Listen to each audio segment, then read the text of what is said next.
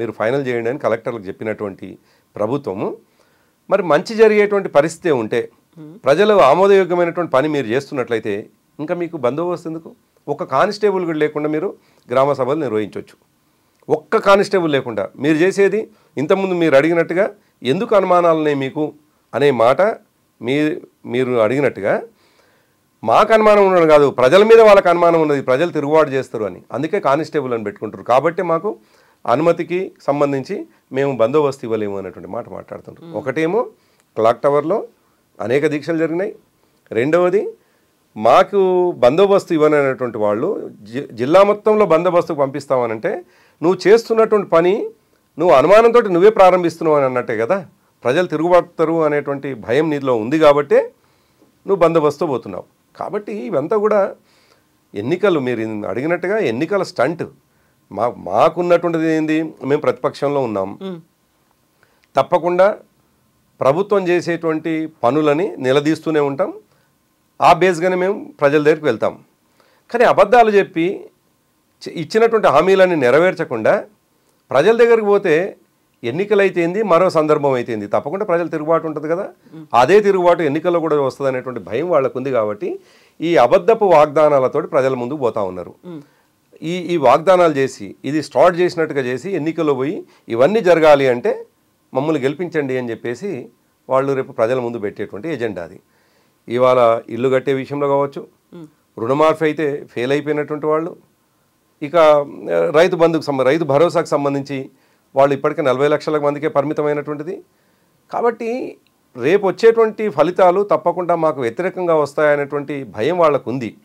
అందుకే ఒక ఈస్ట్ మాన్ కలర్ని చూపించి మేము చాలా పాజిటివ్ వేలో ప్రజల ముందుకు పోతామనేటువంటి మాటతో ఇవాళ ప్రజల ముందు పెట్టే ప్రయత్నం చేస్తాము. కానీ ప్రజలకు తెలిసిపోయింది, రేవంత్ రెడ్డి ప్రభుత్వం కేవలం మాటలు మాత్రమే చెప్పింది, నోటుకొచ్చిన హామీలు ఇచ్చింది, ఎటువంటి అవగాహన లేకుండా, ఎటువంటి అనుభవం లేకుండా, అనుభవ రాహిత్యంతో మేము వస్తామా, మేము అధికారంలోకి వస్తే కదా ఇవన్నీ అమలు చేసేది అనే ఒక దాంతో ఆనాడు హామీలు ఇచ్చినట్టు కనిపిస్తూ ఉంది. సరే, ఎమర్పాటుతోటో మరొక దాంతోటో వీళ్ళు ఇచ్చినటువంటి హామీలు, ముఖ్యంగా కేసీఆర్ గారు 2000 ఇస్తుంటే ఆయన 4000 ఇస్తుంటుంది కదా, ఇది ఎట్లాగో వస్తుంది కాబట్టి ఇంకా 4000 ఎందుకు తీసుకోకూడదని ఓటేసినారో తెలియదు. కానీ ఇవాళ ఇబ్బంది పడుతున్నటువంటి ప్రజలైతే ఇది మోస ప్రభుత్వం అనేది అయితే స్పష్టంగా కనిపిస్తుంది.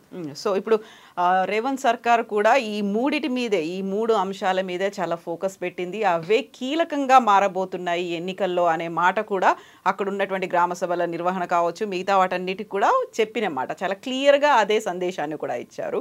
సో ఇందిరమ్మ ఇల్లు కావచ్చు, ఇందిరమ్మ ఆత్మీయ భరోసా, ఆ తర్వాత కొత్త రేషన్ కార్డులు, రైతు భరోసా, ఈ మూడింటి మీద అయితే డిపెండ్ అయింది.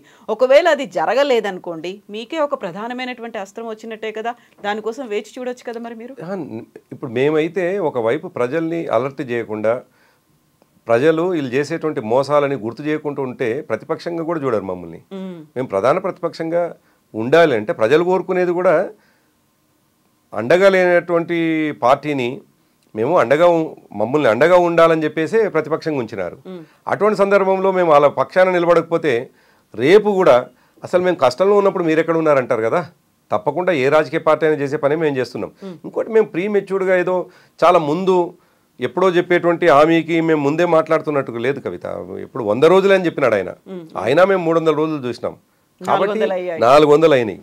ఇవాళ అడుగుతున్నామంటే ఇవాళ ప్రజలు కూడా మొన్న షాబాద్లో జరిగినటువంటి మా రైతు ధర్నాకి 10,000 మంది ఎందుకు వస్తారు చెప్పండి. ఒక మండలంలో జరిగినది, ఓన్లీ ఒక మండల స్థాయి నాయకుడు అరేంజ్ చేసినటువంటి ధర్నాకు 10,000 మంది రైతాంగము వివిధ రంగాలకు సంబంధించినటువంటి వాళ్ళు వచ్చినారు. అంటే వాళ్ళకు ఒక విధమైనటువంటి అసంతృప్తి కనిపిస్తూ ఉంది. నమ్మకం లేదు ఈ ప్రభుత్వం ఏదైనా చేస్తుంది అనేటువంటి విశ్వాసం కోల్పోయింది. వాళ్ళు ఆడంబరాలు, అట్టహాసాలు తప్ప ఇచ్చేటువంటి హామీలు కేవలం పత్రికలకే పరిమితమవుతాయి తప్ప ఇవి అమలు కావు అనేటువంటి భయము, ఒక విధమైనటువంటి అసహనం ప్రజల్లో ఇప్పుడు చాలా స్పష్టంగా కనిపిస్తూ ఉంది. సరే, ఎన్నికలు వచ్చినాడు, తప్పకుండా ఆ ఫలితాన్ని మేము చూస్తాం, దాంట్లో ఎట్లాంటి అనుమానం లేదు. కానీ ఫలితము ఎట్లాగూ మాకు అనుకూలంగా వస్తుంది కదా అని చెప్పేసి మేము మా రాజకీయ స్వార్థం కోసం మాత్రమే చూసుకొని ఆలోచిస్తే సరైంది కాదు. కాబట్టి ఇష్యూస్ పట్ల ప్రజల పక్షాన ఉండాలి. కాబట్టి ఉంటూనే మరోవైపు ఎన్నికలు వచ్చినాడు తప్పకుండా మేమేం చేస్తున్నాము, మేము ఎట్లా మీ వైపున ఉండి పోరాటం చేస్తున్నాం అనేటువంటి మాట చెప్తాం మేము. సో ఈసారి స్థానిక సంస్థల ఎన్నికల్లో బీఆర్ఎస్ వైపు ఉన్నారా, వాళ్ళు రియలైజ్ అయిపోయారు అంతా మీ వైపే ఉంటుందని ఒక పాజిటివ్గా కనిపిస్తోందా మీకు? తప్పకుండా. ఎందుకంటే ఇప్పటికే సరే ఒక పార్టీ అన్నప్పుడు మేము మాకేవో మెజర్మెంట్స్ ఉంటాయి, సర్వేలు కావచ్చు, క్యాలిక్యులేషన్స్ ఉంటాయి. ప్రజలు దగ్గర ప్రజలు చెప్పేటువంటి విషయాలు కావచ్చు, దాన్ని ఇంకా కొద్ది క్రాస్ చేసుకుంటూ మేము చేసుకునే సర్వేలు కావచ్చు, ఇవన్నీ కూడా ఒకసారి తెచ్చుకుంటే అసలు ఈ ప్రభుత్వం మీద దాదాపు 15-20% మైనస్ కనిపిస్తూ ఉంది. గతంలో ఓటేసినటువంటి వాళ్ళు మాట్లాడింది. ఈనాటికి ఇప్పటికిప్పుడు మళ్ళీ ఎన్నికలు వస్తే ఒకవేళ ఎన్నికలు వస్తే 100 సీట్లు గెలిచేటువంటి పరిస్థితి బీఆర్ఎస్ పార్టీకి ఉన్నది. 119 అంత వెక్స్ అయి ఉన్నారు, అంత బాధతో ఉన్నారు ప్రజలు. ఎందుకు చేసుకున్నాం, ఇటువంటి తప్పు ఎందుకు చేసుకున్నాం?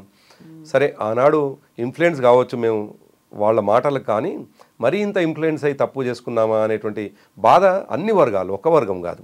కాబట్టి రేపు స్థానిక సంస్థలు కావచ్చు, ఆ తర్వాత వచ్చేటువంటి ఎప్పుడు ఎన్నికలు వచ్చినా తప్పకుండా బీఆర్ఎస్ పక్షాన, ఎందుకంటే బీఆర్ఎస్ పార్టీ కేసీఆర్ గారి నాయకత్వంలో ఇది ప్రజల కోసం మాత్రమే పనిచేసింది అనేటువంటి భావన ప్రజల్లో బలంగా ఉన్నది.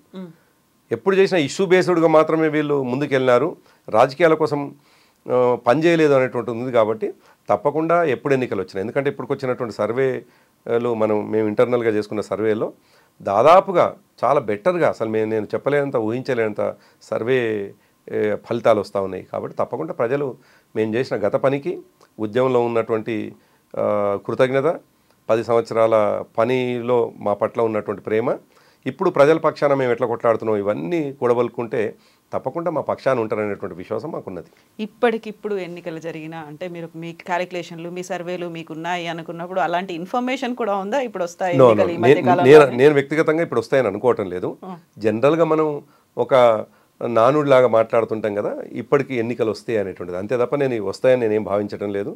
భావించకపోగా ఇంకా నేనేం కోరుకుంటున్నానంటే తప్పకుండా ఈ ప్రభుత్వం ఉండాలి అని కోరుకుంటున్నాను. ఎందుకు అనుకుంటున్నానంటే మళ్ళీ 20 ఏళ్ళు మేము ఉంటాం కాబట్టి, వీళ్ళు చేసేటువంటి పాపాలు, వీళ్ళు ప్రజలకు ఇచ్చినటువంటి హామీలు, ప్రజలు ఇంతకాలం బాధపడడం అనేటువంటిది బాధాకరమే, ఇంకా 3 ఏళ్ళు బాధపడడం అనేటువంటి బాధాకరమే. కానీ ప్రజాస్వామ్యంలో 5 ఏళ్ల కోసం కదా వాళ్ళని గెలిపించింది. మధ్యలోని ప్రభుత్వం పడిపోవాలని కోరుకుంటే ఎట్లా కరెక్ట్ అవుతుంది? ప్రజాస్వామ్యం మీద మాకు నమ్మకం లేకున్నట్లయితుంది, లేకపోతే ప్రజాస్వామ్యాన్ని అపహాస్యం చేసినట్లయితుంది.